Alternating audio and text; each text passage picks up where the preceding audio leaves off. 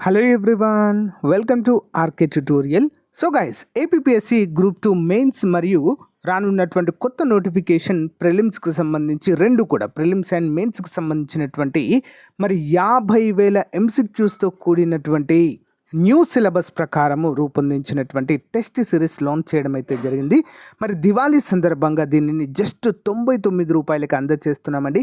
Each and every topic టెస్ట్తో పాటుగా ప్రతి PDF కూడా ఉచితంగా అందచేయడం జరుగుతుందండి. లిమిటెడ్ పీరియడ్ ఆఫర్ మాత్రమే 1 or 2 days మాత్రమే ఈ ఆఫర్ ఉంటుందండి. దివాళీ సందర్భంగా లాంచ్ చేయడం జరిగింది. యాప్ డౌన్లోడ్ చేసుకొని తప్పకుండా కోర్స్ తీసుకోండి. ఆఫర్ కంప్లీట్ అవ్వక ముందే. ఓకేనా, ఆల్ ది బెస్ట్.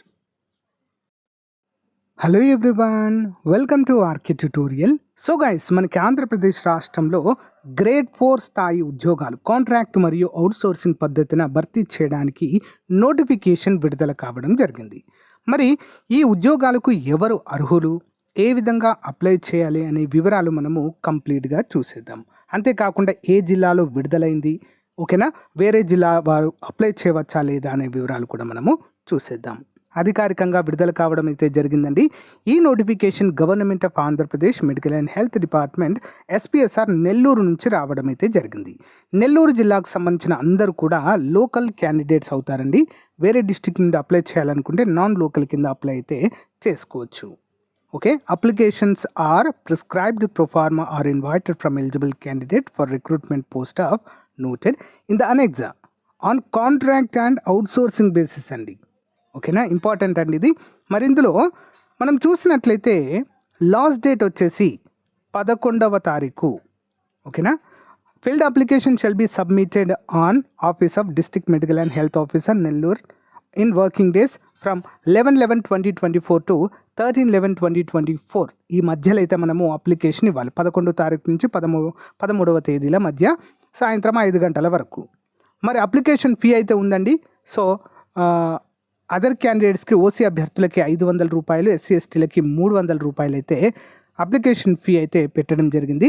డీడీ అయితే తీయాల్సి ఉంటుందండి. ఎవరి పేరు మీద? DM&HO Nellore, payable at Nellore అనేటువంటి ఏ నేషనలైజ్డ్ బ్యాంకులో తీసినా కూడా ఈ పేరు చెప్తే మనకు డీడీ ఇస్తారు. అప్లై అయితే చేయండి.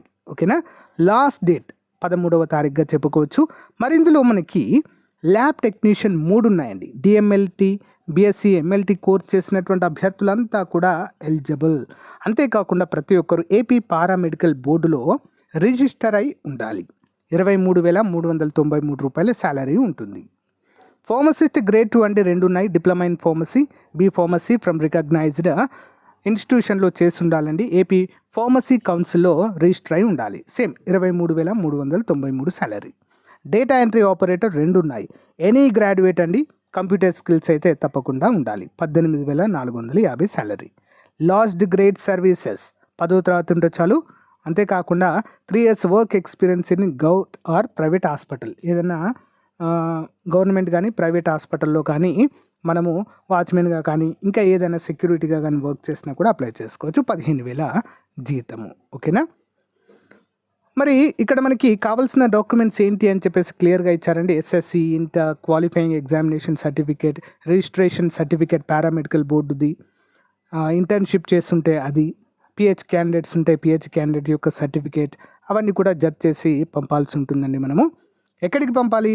ఇక్కడ చూడండి, డీడీ అయితే ఎనీ నేషనల్ బ్యాంక్లో తీయాలి, నేషనలైజ్డ్ బ్యాంక్లో తీయవచ్చు. In favour of DM&HO Nellore, payable at Nellore అయితే తీయాల్సి ఉంటుంది. సో ఓసీ క్యాండిడేట్కి 500 రూపాయలు, ఎస్సీ ఎస్టీ బీసీ క్యాండిడేట్స్కి 300 రూపాయలు ఫీ అయితే ఉంటుంది.